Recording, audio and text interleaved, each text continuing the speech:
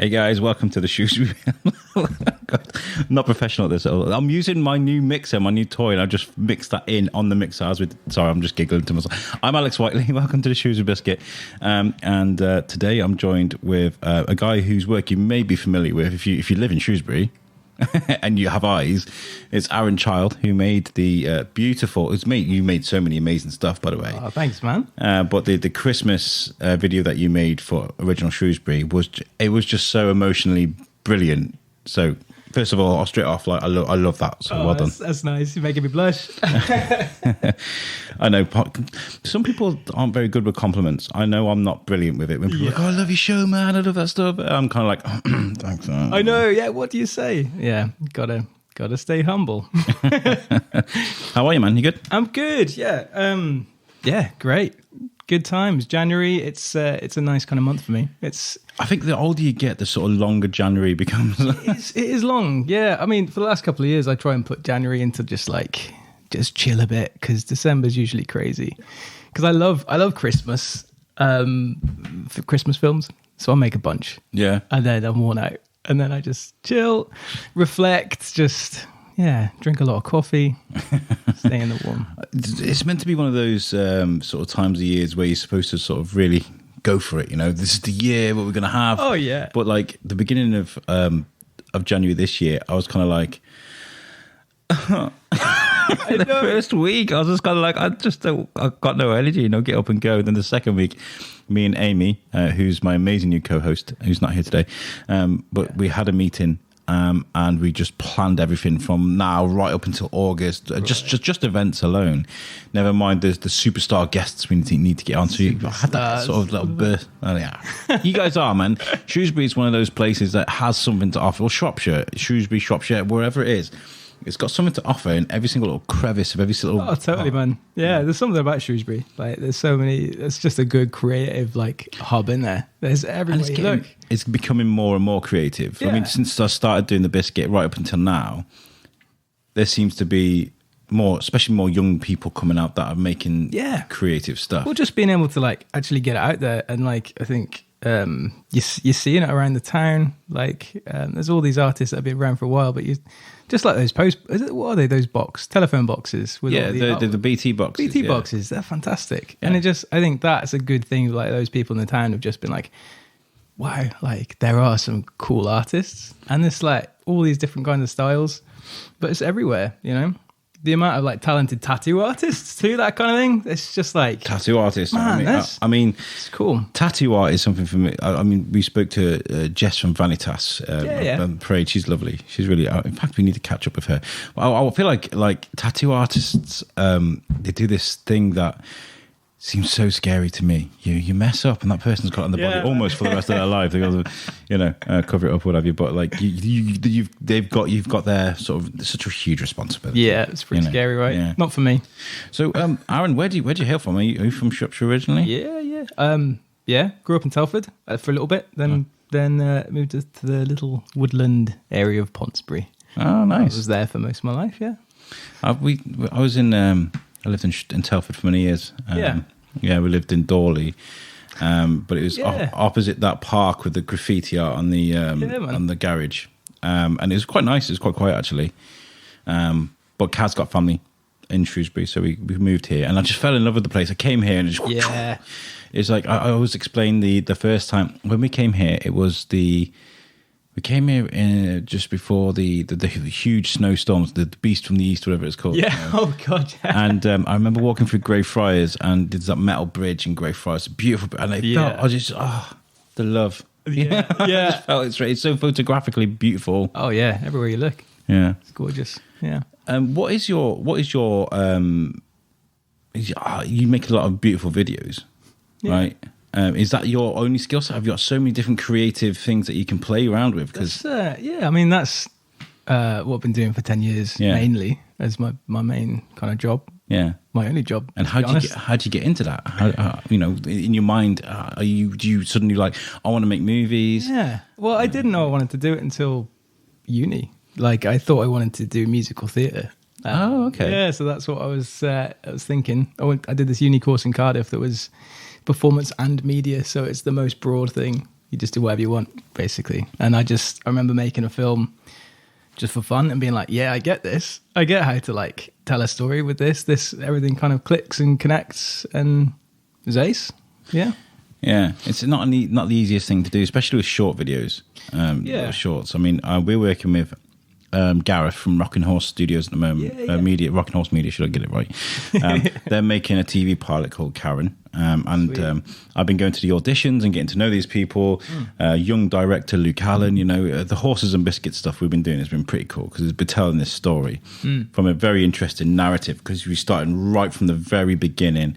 And people are seeing the auditions. They're seeing like the main actress that plays Karen has stepped away for a bit now, so they're looking for a new character. So we're just getting involved in this stuff. Yeah. But like I'm learning more about sort of like how they write, how they put these things together. But that's for a long, hour-long, 40 minutes long episode. Like, but with short stuff, it's got to be quick. It's crazy, sharp. The world at the moment. I mean, most of what you see is the TikTok vibe videos, which is there's already a trend there. There's already a formula. There's either a dance or a funny little thing you do, and then you just copy it and use the music that's there. So there's like a lot of stuff you're seeing is. It's just the way it is, isn't it? It's just repetitive. It's got to be quick. You got to grab someone with it. It's just the trend, but then it dies off in a week or whatever. But to actually produce a proper TV show or a pilot like these guys like you guys are doing, takes a lot of work, a lot of planning. Looking at like the Christmas film, for example, we started that in the summer, and it was just a lot of planning, storyboarding. Finding the actors. So did you start storyboarding in the summer, or had you already storyboarded it and then you started recording it? How did that work? I storyboarded it in my head maybe like a year before that. So I'd already had this idea, and I love doing that. I love like coming up with an idea and then taking it to somebody and being like, look, I've got this fully fleshed idea. This is how it works. This is what it'll look like. What do you reckon? And fortunately, the guys in Shrewsbury, the BID, liked it. We just cracked on with it. But it helps having an actual storyboard made. So okay. Well, I'm learning. We're making some little vlog. It won't be nowhere near to the quality of what you got. I mean, we'll try our best. But I have an idea what I want to do. But to like say to someone, to use your ideas in your head as direction is not easy. So the storyboard idea is a great idea. Man, directing is the hardest thing. For me, that I would say is the thing that I find hardest. Just being able to get what's in your head and portray that to everybody, from like the actors, the crew, the lighting, and usually in quite a short space of time. Because, if you set up on a shoot, you probably got an hour or two in a certain place, and you've got to get everything across, everything set up. And it's good to go prepared. Make sure the actors know what they're doing. And it is hard. And I think that's one of the best things about that Christmas video was the lighting, because, that scene up in the attic and the light lights up and stuff, Yeah. That was a big, I wanted that to be a big part of it, especially those little lanterns, So they were all like custom made. The guy called Dan Knorr, he's just this lighting magician. He just creates all these battery powered lights. I'm going to take pictures. Yeah. Sorry. I got my new toys to play with now. So he's just kind of waving at me as about an inch in front of my face. Yeah. Zooming in and out. Yeah. There we go. So Dan Knorr made these custom lights. Yeah, and then Saffron Russell, who I've interviewed amazing illustrator. She made these cool lanterns that they sit in, and pop some sticks on it, and you're good to go. But they look so cool. You did. Cameras now as well, like you can film in such low light that you just need these tiny little candle lights to light up this whole scene. If that's how you want to light it, and it looks ace. It does. But where did you get the story from for this then? Because I saw that there is a bit of an explanation of sort of where it all came from. But in your mind, how did you put it all together? So you had this idea for a year. Where did it come from? Oh gosh, I don't know. Is it a dream? I don't know. I get asked it a lot actually. You think about it in the shower when you're shopping. To be fair, shower is usually the place where a lot of ideas come. Yeah. I'm one of them that like all of a sudden 2 hours has gone by, I've been in the shower and like I've got wrinkly fingers and my girlfriend's like banging on the door like, why are you always in there for so long? Like I'm coming up with film ideas. I always come up with like these amazing songs and I'm like, oh, why have I run out of conditioner? I bet your other half loves that. Yeah. Oh yeah. Yeah, and then you forget them. These are amazing masterpieces, you know. I'm with you. Yeah. But I don't know where it came from. I just love Christmas films. I love the idea of like that kind of those kind of heroes too, those protagonists. It's just like kids, you know. That is the best way to enjoy Christmas, is to look through the eyes of like a kid and experience it as a kid, because that is how we all think of Christmas, right? We're just big kids. Yeah, there's something special. I mean, like what I loved about the reason I keep bringing up the lighting is because we've all been in that situation. We've got the tree up in the corner, yeah, the lights on, and you whack the lights off, and there's that specific glow you kind of only get at Christmas. And that's the kind of feeling I got off the lighting of the attic. Yeah, and twinkly. Yeah, and it takes you back to when you were a kid. And those sort of feelings you had of excitement, of the warmth, of being around the family. I mean, even if you've only ever read that a couple of times in your life, you'll never forget it. Yeah, absolutely. You know, and I think you told that really well. Yeah, warmth. That's a good word to... Yeah, warmth. It's the general tone of it. Yeah. What was the feedback when that was released? And, you know, I mean, I loved it. I messaged you straight away at Painted Life. And I didn't realise it was you, because I've been aware of you for a while. Because did you help Shane Chebsey with the comic Salopius stuff? Yes, I did. Yeah, way back. So Shane was like, "Oh, we're getting an interview with Aaron," and I was like, "Okay," and it's never happened. These things happen all the time. Exactly. So that when I realised it was you, I was like, "Oh my god!" Yeah, I think because I saw you at the Sherry's art fair. Yeah. And like I'd kind of pieced it together because I saw you with your mic, and I was like, I know who this guy is. So cringy. It's the Biscuit. Yeah, the Biscuit guy. Yeah, I've got a hat coming today which says the Biscuit guy on it. That'll do it. So cringy. But no, I mean, I love it. I love that people recognise me, and like you, for your work. Have people reached out and said anything nice about the video? Oh, yeah. I got a lot of people just messaging saying they cried, which is like, I've never had that before. And it's like, also, how do you respond to that? Like, thank you. Sorry. I told you that. You said it. You were on the first. Yeah. But it's lovely. Like, it was so positive. It's nice, isn't it? It's nice to get good feedback, because I think a lot of the time when you're doing online videos, you don't really see much of a reaction. So you do just get comments or messages. But to be able to walk down the street and somebody be like, "Oh, I saw the video," you know, it made me cry. Like, it was so lovely. Like, it made my Christmas start or something like that. It was great, you know. It was that moment when you stood around the Darwin statue and the snow just suddenly drops. Oh yeah. That was it. I was like, oh my god, that's beautiful. It looks really calm and lovely, but that shoot was pretty chaotic. It's so calm. Really? Yeah. Just with the snow machine, which was being a bit temperamental, and obviously it would only you could only chuck out so much snow before you had to refill it. Yeah. And so it was kind of like, turn it on, okay, you run into the snow, enjoy it. Do a spin, quick. Look happy. I know I'm shouting at you, but look happy. I can imagine there's a lot of that. Yeah, you know, there's so much to be said for editing. Just get as many shots as you can, and then it'll work out in the end. But I mean, what did I say at the beginning of this podcast? The first time I came to Shrewsbury, I saw the snow, and that's kind of like that moment of, because I've never really felt it. I've never loved where I live, and that sounds like a weird place, but until I come to Shrewsbury, and that's kind of like where that came from, you know. I was kind of like, wow, this is a good place to bring up my kid. Yeah, you know, and that's kind of what. Oh man, I'm getting choked now just thinking about it.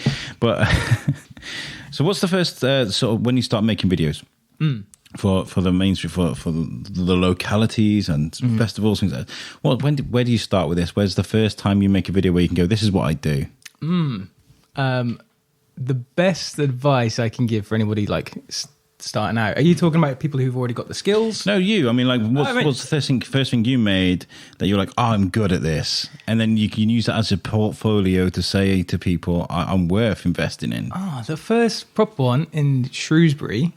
I did this. The bid actually. Oh no, hang on. Take a step back. I did this project called the Christmas Countdown Shrewsbury, which was more of a challenge to myself and I just started up. I think I was a year into my business, and I was like, time to meet some people, time to get the word out, time to kind of show what I can do. So it was a video every day in December for a different independent shop, and it was like an advent calendar but for films. And it was cool. And I was only charging like 25 quid or something, 50 quid a film, so nothing much at all. And then you could go onto the website, and it looked like an advent calendar, and you'd open up the little thing, and then a video would play for a different indie shop, and it was just cute. And that was lovely because it was such a fun project, and I tried to make it as stress free as possible. It's just like, look, let's just have fun with this.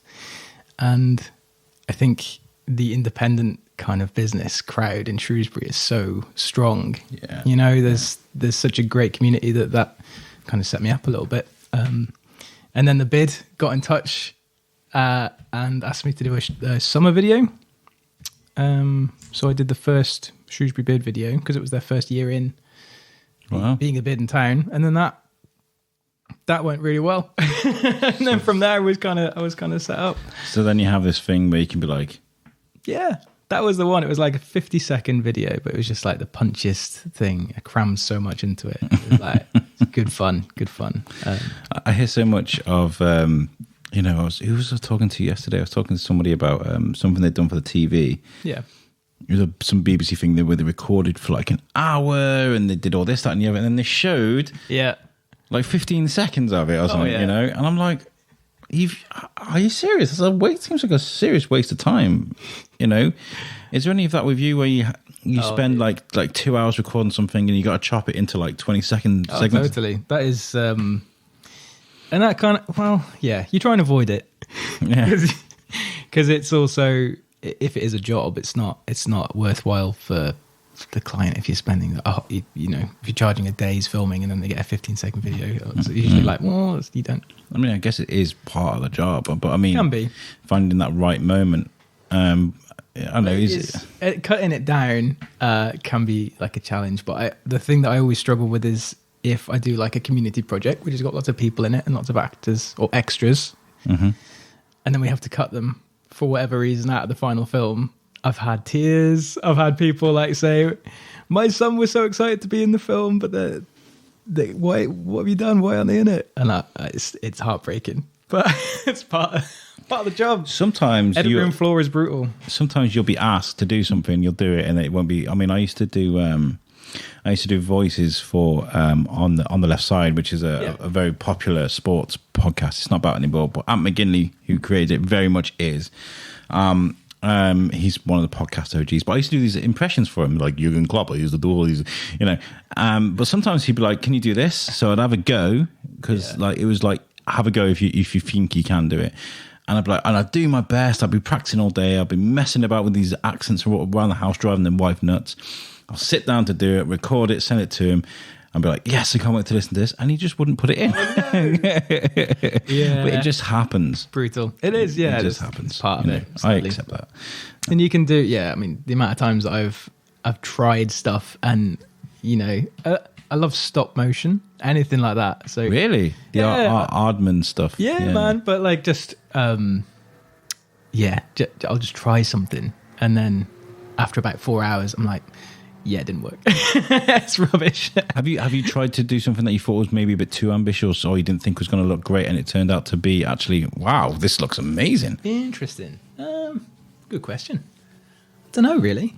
No, I mean, I always try, kind of dodging your question a bit, but I always try and do something a bit new and a bit different in every film so that it always stays a bit fresh, So, yeah, that is a challenge, I think, for any creative to keep things fresh and not go stale. My own Facebook Messenger just going bum bum bum bum bum bum. I'm like, leave me alone. Oh, okay. But I love those sweeping shots that you have. Where you'd be like, oh yeah, you walk in and you zoom in really quickly and then you slow down again. Yeah. Do you have a calling card in with your footage? Is there something that's like, oh, that's like a style? Yeah, that's interesting. Yeah, I mean, I think that's a good thing about filmmaking, right? Like that, you can quite easily develop a style. Yeah. And even without meaning to, I think. So I know there's a handful of other filmmakers in the town too, and they've all got their individual style, which is great. But yeah, I love doing those kind of big, wide, kind of like sweeping and speeding up and slowing down. Yeah. Funky music. Yeah, you've done some stuff like that for Beth as well, some of the festival stuff you've done. It just works so well. Oh, that's great. I love, like, I always choose the funk as the music choice, but funk. I love it. Some people... I like the lo-fi. Lo-fi music is really good for vlog music. Totally. Vlogs. Yeah. Good beat. As long as you've got a good beat to edit to, you know. I can just listen to that anyway. Sometimes I'll be like trying to sample music and I'm listening around for music and I'll just be like, I'm not going to use it, but let's just, let's take a second there. Like, that's not bad. Yeah. Editing for you.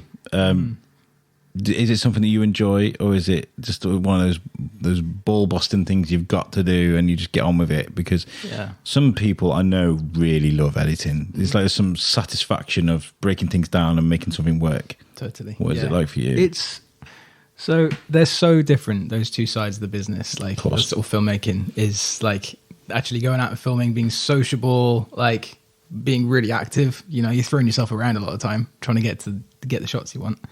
And then the polar opposite is sitting behind a desk completely on your own, staring at a screen, editing. So, but for me, I quite like that balance because there are some days when I'm just like, you know what? Yeah, I'm just going to shut myself off and just like edit and just hyper focus on that.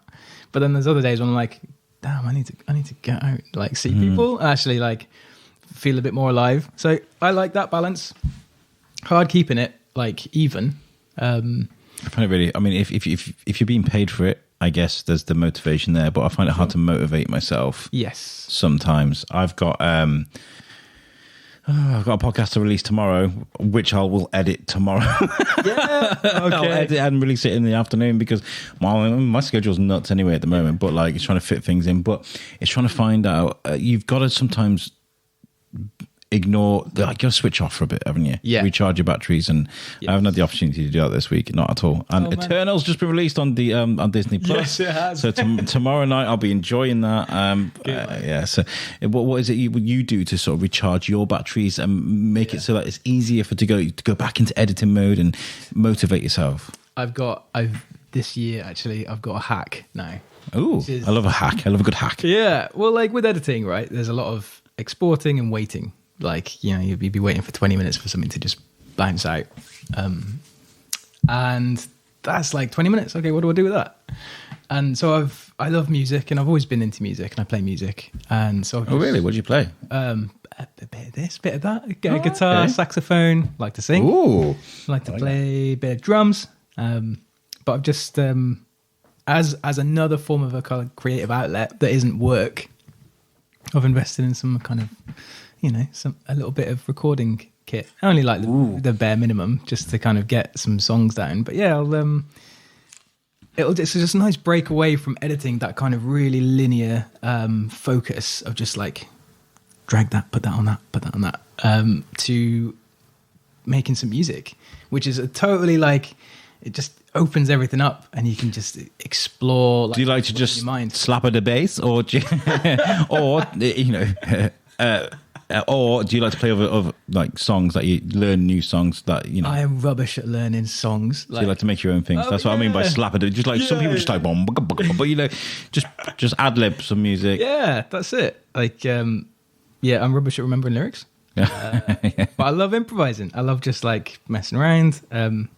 Actually, the only reason I wanted to get into it because every Christmas I give Alana, my other half, a music video. Not public. Nobody sees it. Probably shouldn't say about it. It's a bit embarrassing. No, it's not. That's beautiful. That's really nice. Made up of footage just from the year because she's ace and she usually steps in as my actor for projects. That's really nice. She's very good at it, which is why. Not just because she's there. Promise. Yeah, but there's... I've had that before as well. I mean, Timmy and Kaz have been very brilliant with, like, we did stuff with the folk festival and stuff, and where they were there, where they were ever present, my wife holding cameras, carrying stuff and helping me out, and you know, a big shout out to people that are creators that have like spouses that follow them around and are supportive, because you know, it's a busy life. Yeah, it is. It really I mean, friends and people who will, because a lot of the time they can see that you're just like, you're a bit hectic. If I'm sure it's the same for you, but for me, if I'm on a shoot and I've got all this kit, and a lot of the time friends and like family will come along and just be there just to like just hang out and just help you with it, and I don't think they get enough praise, like you said, because it's helps so much, and I think sometimes it's easy to overlook that. But yeah. Grateful for you guys. Yeah. And you know what? You know, talking about my kid Leon was with us for the Battle of Shrewsbury, and I was like, right, we've got the studio here. Here's a task cam. Go and get some interviews for me. Off you go. And he did. He really enjoyed himself. Love it. That's nice. But when it comes to shooting a short sort of video about, I don't know, the food festival or something, how do you decipher what you're going to make that's short, snappy, with so much noise around you? Yeah. That is a good question. I mean, the fundamentals of a good film, of any film, like a promo, like a short promo, is just variety. And that's a variety of shots. So wide shots, you can see everything. Super close up, so you can see, like, I don't know, if somebody's making some food, you see them like making a panini or something, for instance. And then those mid shots and those people shots, and like getting people to really like, you know, getting people to interact with the camera and just having a laugh. I mean, it's just trying to make it feel like you're there, you know? So that's good. Really good shout. Make you feel like you're there. Yeah. See, a lot of my vlogs are usually like me walking in front of the camera, like, "Hey guys," which is great and everything. But like the stuff that you do is tells a story. I mean, like, you know, camera's facing the other way for me. Yeah, I don't film myself. Well, that's how I'm going to do the seller stuff. Is I'm not going to actually be in front of the camera, because like I belong behind a microphone. I'm in that circumstance behind the camera, and I'll narrate it. Yeah, I'll be like, Chris Shirk is an urban explorer from. I won't. Are you going to film Chris like walking through? I don't know what we're going to do yet. I need to speak to you after we finish this about storyboard and something like that, and making sure that we can get to a place and get it done. I need to organise lighting as well. I'd imagine going down there is going to be quite difficult with lighting, any sort of cellar, you know, because it's an enclosed space. Yeah, you know? Get yourself some decent LEDs, battery powered. Okay, right, we can sort that out. But you know, and do you get to mentor any sort of young filmmakers coming through as people get involved? Because I know you're just starting off your path, really. You know, with Painted Life, and you know, it's been around since what, 20? Well, 10 years actually. Oh right, okay. But I did. Well, I was doing a lot of work in Oswestry for a couple of years when you first moved over. I wasn't really around Shrewsbury much, but just basically just got back into Shrewsbury films recently. Okay, yeah. So you've been doing it quite a bit. So has anybody come up to you like, "Oh, Aaron, can you help me out with this? Can you give me mentoring?" It's tough. It's always been tough because I really want to be able to do that. And actually, this year is the year that I'm actively trying to do more of that. I'm hoping, actually, it's kind of like under the radar, but I'm hoping to set up a proper studio this year. Cool. But a space for people to use, you know, a space to kind of work with creatives, whether it's filmmakers, photographers, like digital artists, because there's a lot of people out there who've got amazing skills, and I know personally from experience, like my family are amazing artists, but something you're not generally taught in any form of education is business skills or business management. Amen, brother. Right? Amen. Like, it's not taught at all, and like just that guidance. I mean, more on top of that, I mean, as well as like taxes and stuff like that, which is terrifying. Actually, how to deal with people, actually how to communicate, sell yourself, all that stuff. Yeah. And it's taken me 10 years, but I think I've kind of figured it out now. And I really want to be able to help people who were like I was. Well, you got a business to run as well, and you know, it's not easy. The Biscuit is a company, and I thought, because we're CIC, I just thought you create the company and just leave it and crack on, because we hadn't actually earned any money until recently. Yeah, we were a company for a year, hadn't earned anything. So I thought, well, we don't have to do anything, do we? But then they were like, oh, no, you need to do this and you need to do that and you need to do your tax returns. And I was like, what? We've earned nothing. And they're like, well, you still need to, all that sort of stuff. It's a good idea. Still got to fill it in, yeah. And, you know, when you say a studio space for creatives, I feel like Shrewsbury is crying out for that. You know, we're talking at the beginning of this podcast about how Shrewsbury's developing into this creative hub. Yeah. We need to do something to nurture that. Yeah, absolutely. You know? Yeah. Just, I mean, there are a lot of spaces that also act as like a cool community space for creatives. Most of the coffee shops have got great regulars that go in, and that's, you know, that's where they meet. I know you go to the coffee house quite a place. Yeah, coffee house, house coffee, Ginger daily Co, brews. Awesome. There's so many. Yeah. But like, I'd love a place, right, where, like, if somebody was like, I'm setting up a business, I need stuff, I don't know what I need, right? Photos, videos, website. They could just pop in and just chat to someone friendly and just see like what the town's got to offer. Like, there's all these people, and just help facilitate that, make it happen. Well, Oswestry's got open spaces, which I've been to a couple of times. Open space studios. Yeah. And they've got like this space where if you want to use it, they'll let you use it. And I feel like we could do something like that in Shrewsbury. Totally. We can make some money. Should we do it? Yeah, let's do it. Let's open up our own studios. Let's do it. Because we do, you know, there's so much space that's being unused in Shrewsbury at the moment. It's crazy to think that this town is trapped up in this loop of the river, but yet there's so much space to use still. You know, there's empty shops, there's places above places. I know. I imagine. What freaks me out is like the stuff behind the buildings on the street. Yeah. Right, you think that is the town, right? So you walk down the high street and there's all the shop fronts.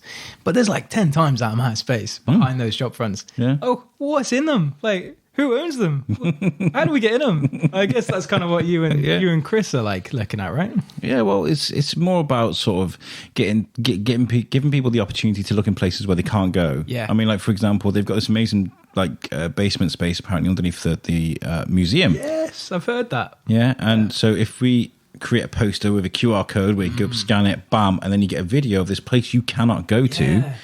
Dude, you know what would be cool? Having like a 360 degree camera down there and almost like turn it into a VR thing. Yeah, so people... And then you can turn around, you look at the space as if you're in it. Yeah, that's a good idea too. That'd be pretty cool. Yeah. Get yourself one of them cameras. They're very expensive, aren't they? But I really want to get into 360 degree stuff. I think it'd be ace. That's a great segue into my next question, which is how do you keep up to date with the modern day equipment? I mean, we're just looking at my fancy new camera, which I love it. It's great, but I had to do so much research to make sure I was getting the right one. So I imagine you're having to do an awful lot because, especially working with drones and cameras and mics and stuff. That's the thing, like everything that is all these cameras and drones or whatever, they update every 6 months, and then it's like the new best thing, you have to have this new one, it's so much better than the others, and you're like, I just bought the other one. But there's it's tricky, but I think there is now, most cameras are at that certain level where it's like they're amazing. I mean, most cameras do 4K now, and you think about the videos where they're being watched on YouTube or on Facebook. But on your phone, you can't see more than 1080p. Like, there's not enough pixels on the phone, so you're not even seeing the amount of quality that you're filming. Which is always that weird thing. Is like, okay, well, I'm going to film it to be the best quality, but you know that it's never going to end up at that at the end. Yeah, unless people are watching on their TVs at home. Yeah, right. Who does that? But that is something I'd love to do, is like have this kind of almost like a mini cinema, like screening room. So imagine like a bride and groom who get their wedding video, and they can come and have this like private screening, get a bit of Prosecco, watch it on the big screen, and like actually experience their wedding film for the first time, like properly, and not on their phone or on a laptop. Because damn, that'd be cool, right? Absolutely. I mean, any film, any photo slideshow, be ace. A great idea. Maybe the old market hall. Maybe you can speak to them and be like, yeah, that's true. They're lovely there too. They're really good. Yeah. Really good.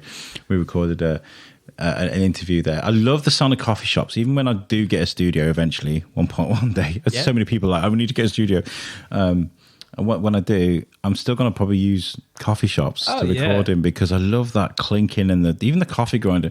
Daily Brews, right? We sat literally where you are now, that where my wedding picture is there, it would be where the bar was and where they were making coffee and serving. So it was a queue of people behind you now. Yeah. And it was noisy. Yeah. And it was beautiful. I love that. That all comes back to like this immersion. Like when you're watching something or listening to something, I think you want to feel like you're there with them. So if you feel like you sat in a coffee shop, I love that, environment and that sound. I think most people that choose to go to a coffee shop for that. Maybe without even thinking, but that sound, the ambience is like. When I'm editing stuff, I like to find a coffee shop sometimes, and I will just sit there and disappear for like 2 hours. I'm like, got my headphones on, and I can just about feel that coffee shop vibe, the people hustle and bustle. I am not paying attention to anybody around me. In fact, someone will probably have to physically tap me on my shoulder and be like, oh, hello. It's closing time. Like. I just love being around that kind of vibe. You'll find me not most days, but at least once a week, in-house coffee in Colham. Yeah. Just sitting there beasting away at some editing project. That's probably where I'm going to go tomorrow, to be fair, to my podcast. Do it. It's nice there, isn't it? Is there anything, it's one of the most cliche questions, especially when you ask like bands or actors or, what's your influence, but like when it comes to filmmakers, an influence is actually really important. It's kind of like, what are you going to take from, are you going to go for the Kevin Smith kind of rugged black and white look? Are you going to go for the Alfred Hitchcock kind of, is there anything you look at and you feel like, I need to be influenced, I'm going to go back and look at that? Interesting. Yeah, I mean, I guess the whole idea is to take influences from everything you see, right? And just pull bits that you like. In terms of like a style, like I don't get the chance to do short films or like really creative just films that often. But I'd like that to change. I'd like to do more advertising that is short film vibes, storytelling, where that comes in more. And like the Christmas film, I think I literally rewatched Aladdin to look at the genie. I rewatched Jumanji for like all those kind of that drumming in the attic type of vibes. That's a good shout. You know what I mean? Like there's all these things you're like, this idea reminds me of something. I'm going to go back and watch that film that it's in and see how they did it. And like, why in that film did the sound design work so well? Or how did they create that suspense or something like that? I think it's good to do that. Yeah. I mean, like the idea of my cellar thing is very much. It's got to sound like a really weird. If you've ever seen, tell me your weird idea. It's going to be a weird shout. But Bar Rescue, which is one of my favorite things to watch on Amazon. If you've never seen Bar Rescue, find it. Bar Rescue. It's a bit like Gordon Ramsay's Kitchen Nightmares, right? So you got John Taffer, who's like this huge. He's run like 800 bars around the world. He knows what he's doing. He's like one of the biggest. And he'll turn up to some dive bar and he'll be like, "Oh my God, what is this? What is this food?" He'd do the Gordon Ramsay thing, but he swears, he gets in their face. He's throwing pints in people's faces. When there's this guy, his bar is like crashing around his feet, and he's sat at the bar chatting up, being really sleazy to these girls, while his wife is working her backside off, and he walks up and he goes, shame on you, and throws a drink in his face. But there's this really actually really cool sort of build up, like this bar is set Pasadena. It's X amount of square feet and it has this, that, and the other, and they do this amazing. I'd love something like that for what we're going to do. But this place is situated in front of the castle, and then you spin sort of, and then you have. That's where I'm going to get my influence from. I like it. I'm going to go back and watch a couple. The whole long-winded point of saying that is that I'm going to do what you just did. I'm going to go back and watch a few of those episodes and take some pointers. I mean, documentaries in general, because that's kind of what this is. It's documentary vibe, right? So there's some awesome different style documentaries. You got your classic ones, like what's his name with the glasses? Louis Theroux. Louis Theroux, yeah. Very classic, very like fly on the wall. But then there's this guy who's released one recently, and it's called The Dark Tourist. It's on Netflix. Is that the one where they went to Yeah, I saw all that. over the place. They go to Colombia, they go, Chernobyl and stuff. yeah. And like there's a hint Japan. of comedy in that, which is really subtle, but like it's amazingly well done. And yeah, have a little watch of that, like to get some inspiration maybe. Tiger King as well. Tiger King is just one of the. Like, I just finished watching season 2 of Tiger King, and I'm like, what's that?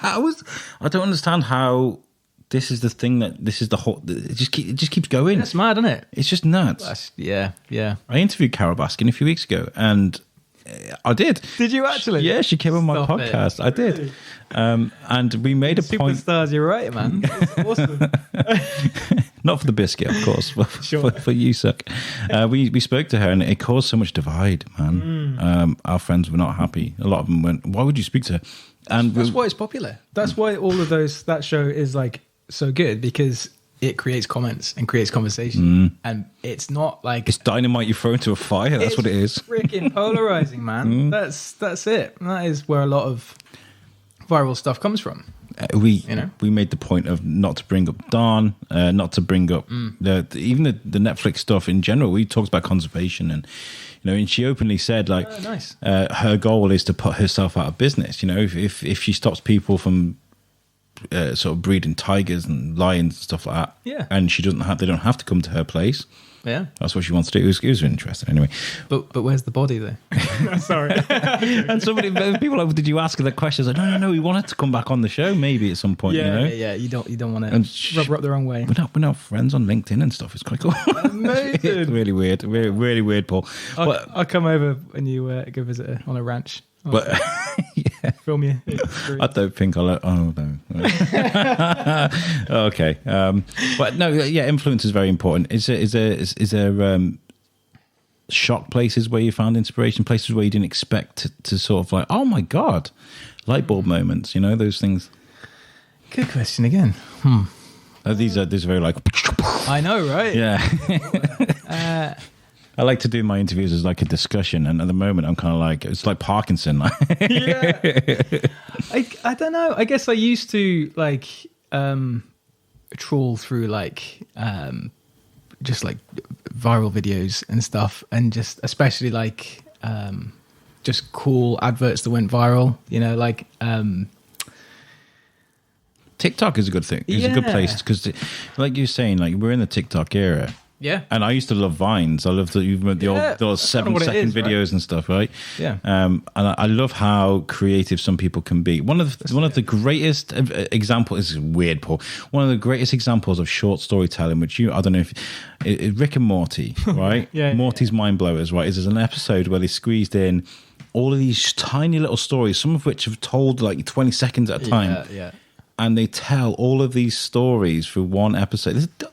A Rick and Morty episode is 26 minutes long, something like that, and they tell all these amazing stories. That's a real skill. Yeah, they are real huge skill. Experts, those guys. Yeah, and I feel like it's because we're living in this era of these short, snappy videos. Yeah, that's it. I mean, it's you kind of.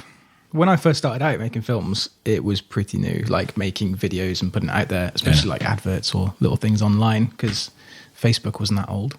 It was only a couple of years after you could actually watch films on your phone that I was making films. You know what I mean? Yeah. It wasn't. Yeah. So it was quite new, and people would like pay attention. You'd put a film out online, and people were like, "Whoa, yeah, cool. I'll watch this for 10 minutes, see what it's about." But now it's like everywhere, and there's so many sponsored videos too, right? So that is the problem you get now, is that anybody can make something awesome and put it online, but if you don't pay to sponsor it, it doesn't get seen, and that's because everybody else is paying. So if out of like 100 people, 95 people are paying to sponsor it, well, sponsor their videos like that. Those 5 people are going to be at the bottom of the list, so no one's going to see their stuff because of all that other stuff that's getting forced in front of you.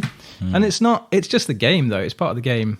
And the social media algorithms have been a huge battle for a lot of content creators out there. Totally. And I'm actually, this year, I'm leaning more towards YouTube for the first time ever, as in I really want to help people make YouTube channels, because that's the one platform, right, where people... Give me a hand if you like. Yeah, man, absolutely. But the thing is, we've got like 30 30 subscribers for the biscuit thing, but I'll release a video and it'll get, I don't know, hundreds, sometimes thousands of views. It's really weird how that works. Yeah.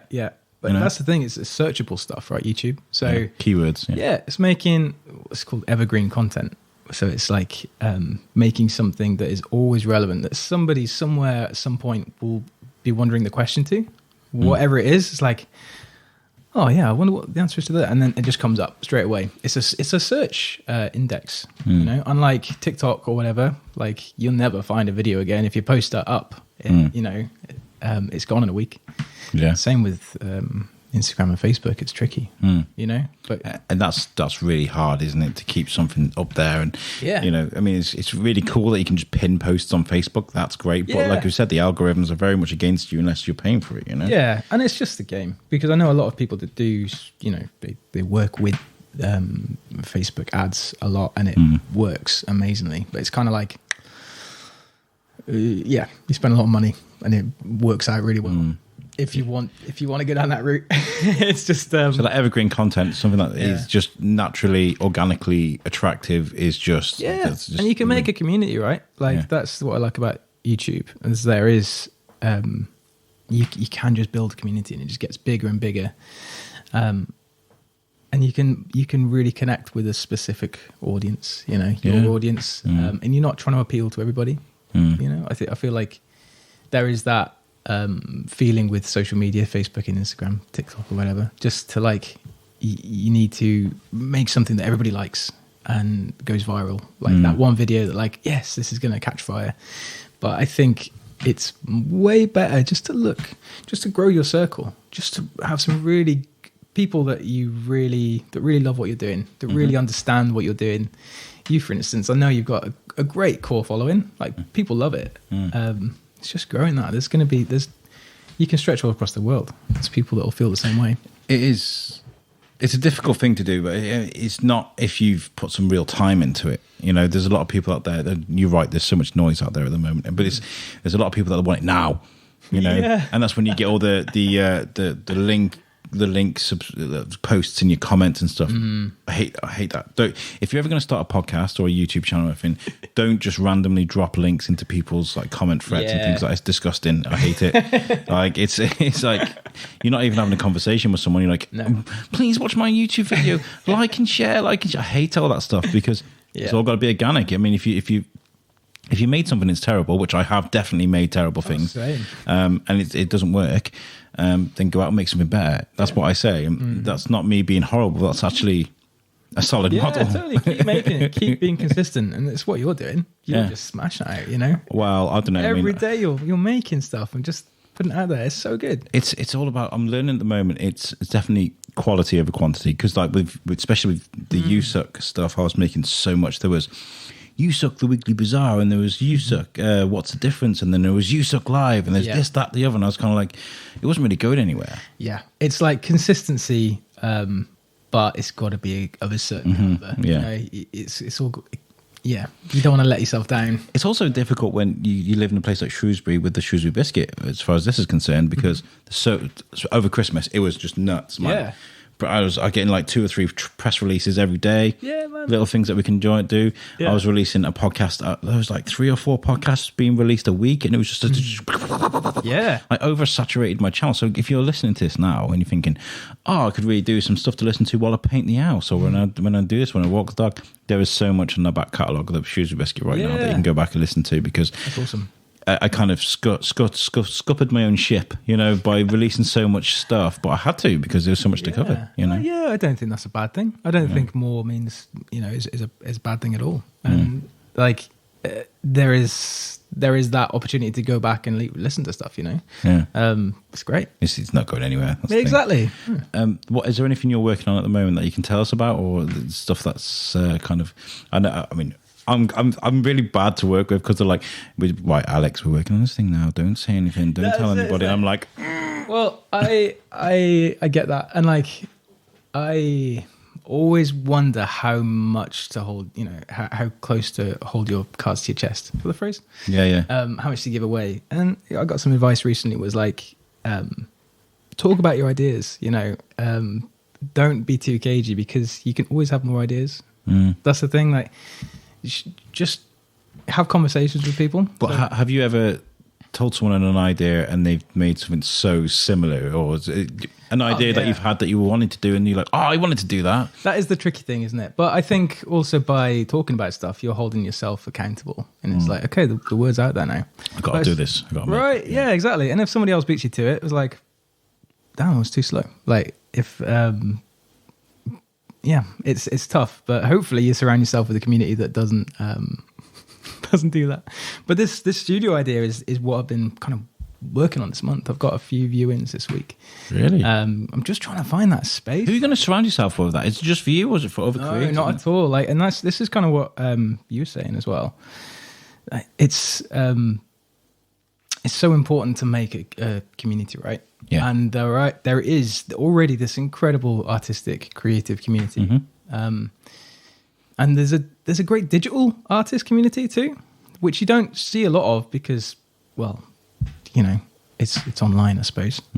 So I just want to help a bit more, and how cool would it be, right, to have a studio with like a bunch of different sets, right? So people can just rock up, come in, the cameras are already there, lights are already there, mics are already set up. Just come in, just film something, crack on, and then there's a bunch of people there who can edit it, or you know, I can pair people up to help them. Like a network, yeah. Yeah, totally a network. Just a community where everybody can kind of. Well, I'd love to be involved with something like that. You know me, totally, man. Yeah, because like. I mean, podcasting in general is, you've got the skills now. You've got the kit. You can share this knowledge with people. There's people who are going to. I know loads of people who want to start a podcast, but they're like, "Well, why do I start?" So share it, man. Do a workshop. One of my sponsors messaged me last night. Was like, starting a podcast. Oh, can you help me out? I was like, absolutely. Yes. Where should we start? You know, a good friend of mine as well, a well-known photographer. I won't mention his name because it might embarrass him. But like, he messaged me. He's like, I'm starting a YouTube channel. What cameras, what mics and stuff? And I was like, okay. People do ask. Yeah, you know, they do. And we're going to be doing something at the Kids Fest, which you're saying about holding yourself accountable. Well, we've had the green light for this, so this is what's going to happen. Sweet. Kids Fest, which is, oh my gosh, when's Kids Fest? We're going to be, I had this idea of putting a studio together with Amy, and we're getting young voices out there. So we want to get some guest presenters of a younger age for the Shrewsbury Biscuit and get them speaking to younger people and try and sort of pass on the torch, because I feel like podcasts have got this real tacky sort of reputation at the moment. There's lots of movies and TV and stuff that always have the school nerd or something walking around with a microphone. Yeah. Want to be on my podcast? They even did it on... was it Dawn of Justice or Justice League, where they had some kid going to Superman, want to be on my podcast? And I was just like, no. some films, just make a cool podcaster, please. Like, you try and portray someone like Joe Rogan in the light like that and see how far you get. You know, there's some amazing podcasts. Anyway, I wanted to sort of encourage people to communicate and use this as a way of sort of journaling. Has become a new thing now, where people are writing things down, keeping things intact, you know. Absolutely. And this is for therapy. It's really good, and ad lib skills. But yeah, Kids Fest, we're going to set up a studio. I'll get the dates for it. We'll share the post. What are you thinking? What's it going to look like? I've got that's probably what that thing was. I bought a marquee, a 6 meter square marquee. Sweet. So we can set up a studio. I've got a new table coming today, so I've got 2 tables, marquee, we've got banners coming, so we can be anywhere. We can be at any festival, and we can speak to bystanders. We can set up, so if we go to the food festival, we can organize time slots for chefs to come and speak to us. You know, it's going to be amazing. This is what we were supposed to do in 2020. Yep. Yeah. And we couldn't. It's ace. I think that's lovely too. So like if we had a studio space, I don't necessarily need a studio. We did have the parade. We had like a unit that we were using, an empty unit. But like somewhere I can just take my equipment and set up, record, you know? Too right. And that's what every creator needs in Shrewsbury. Oh, I reckon, right? Yeah, I do think so. And also like, it'd be nice to have a little kind of communal workspace. Yeah. You know? I mean, I know they got Participate. Yes. Which is amazing. And I know that's going. Which is going to be a huge shame. I've recorded there before and I've made some great connections there as well. Right, yeah. Places like that are just invaluable. Oh, totally. Yeah, because it is. I think it can be a very lonely business if you're self-employed or if you're like one-man band or whatever. Yeah. You've got your support network around you, but having people in a similar industry or a similar kind of like creative career it's great because you'd be like, oh, I've got this really specific problem that I've been having, or like, how the frick do I price for this specific thing? Like, I've talked a lot about that at Drawn, actually, to some of the younger artists. Yeah. And it was one of those things that I kept talking about. And the more I talked about it, it's kind of, there's a deep philosophy behind it, actually, when you think about it. Like, you come out of college or university, whatever, you've got this new skill, you're making movies, or you're an artist, whatever. How do you price yourself? Yeah. How do you know what you're worth? And that's scary, that's the biggest question. And also having enough conviction in yourself to be like, yes, I am worth this amount. And I know that is the hardest like obstacle for so many people. And it doesn't matter if you have people saying, you are worth this much. You've got to feel it yourself before you can actually charge it. Yeah. And of course. it's that whole imposter syndrome, isn't it? Feeling like, I feel like I'm ripping somebody off. But you're not. Like, and so much of the time it's like, you're undercharging, man. Like, bump it up. I mean, I hate to talk about, I feel like I've been really braggy because this piece of kit here, the pod track P8, I put on Facebook the other day. I was like, oh my God, they got this amazing piece of kit. And it's really crass to do normally. But like the battles and the journey I've had to get all this equipment and whatever. But no, man, it's good. It was one of the imposter syndrome, what you're just talking about. Yeah. Not valuing yourself. No, I deserve this. You know. Work hard. Have you had those moments where you're having a negotiation when it comes to price and you've sort of clenched your eyes and you've gone, I want amount, and they've gone, okay, and you've gone, what? Because that happened to me recently, and I was like, oh, okay, this is happening. It's good. Well, you do. You never want a pricing negotiation to be a battle and like a back and forth. You want to be like, let me figure it out. Yeah, this is what I'm worth, and you want them to be like, okay, great. That should be how it goes. And if it doesn't, then there's something wrong. It's usually not your fault. it's that somebody else is underappreciating you. I believe that. But if there's one thing I can do this year, is that I'd love to like change people's mindsets a little bit about how much they're worth and be able to actually sell that and be happy with it. You know what I mean? Yeah. Because it is, it's a tricky one. Well, I'm very excited about this idea of creating a communal studio. So if there's anything I can do to sort of help any people you want me to speak to, or anything. Please, man. Yeah, I mean I'm not keeping this a secret because I want as much help as possible. I want people to come in and tell me how they want the space to be, how they want it to look. This isn't just for me. Obviously, I'll use it, but it's there's a lot of offices that have sent their workers home and they haven't come back yet. Do you know what I mean? There's probably lots of office space that's going to be available around Shrewsbury soon. Yeah. And probably places that are probably a bit more accessible. I love town, don't get me wrong. I think it's amazing, but maybe there's places that's a bit more accessible. Yeah. Nice big car park or something, That would be nice. Yeah. Parking is like a dream at the moment. It's like, might not happen, but we'll see. Well, Aaron, I feel like the ice is well and truly properly broken now. With this, so I'm really happy that we've done this today. Yeah, me too, man. It's so good to properly chat with you. Yeah, and you're welcome on any time, genuinely. Do it. Where can people get in touch with you if they want to commission you? Are you taking commissions at the moment, or are you fully booked? I am for I'm kind of, like I said, this month is quite gentle for me because I think it's so important, right, to just have a bit of time to figure stuff out, figure what you're doing. Absolutely. So this month is quiet, but I'm taking stuff on from February onwards. So but you can get in touch with me on my website, so paintedlife.co.uk. Drop me a little message. You're on Facebook as well. On Instagram. Not Painted TikTok. On TikTok. Nope. No. Snapchat me. Yeah. Aaron, it's been an absolute pleasure to speak to you. I need to give my website a plug as well, guys. I think I'm a couple of weeks behind with updating the content, but normally our content is available on our website, and you can press play right from the website and it'll play it. It's very, very easy. And that's shrewsburybiscuitpodcast.co.uk. And that's made for us by our friends at Web Orchard. So if you're looking for a website, make sure you check out Web Orchard. They will make a beautiful website just for you. We are going to be getting involved with a lot of events very soon. But if you do want to come on the show, if you know somebody who wants to come on the show, I am looking at a scheduling app where you can just literally book in and it will send me a notification of like, I'm speaking to this person on this day. And that's how that will work. But you can also email me, which is shrewsburybiscuitpodcast@gmail.com.